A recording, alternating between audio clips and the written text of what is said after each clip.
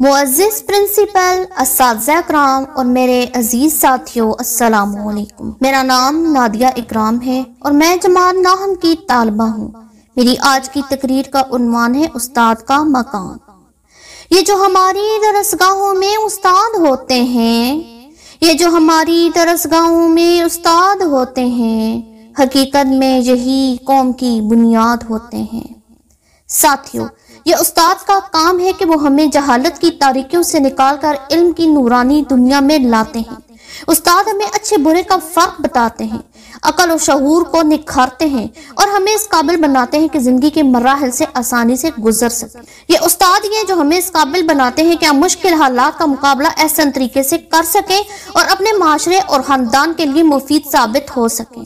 देखा न कोई कोहकन फरहाद के बगैर, देखा न कोई कोहकन फरहाद के बगैर, आता नहीं कोई फन उस्ताद के बगैर। साथियों, दर्स और तदरीस ऐसा पेशा है जो पैगंबरों की मीरास है। कुरान मजीद में भी कई जगह इल्म वालों और जाहिलों का फर्क बयान किया गया है।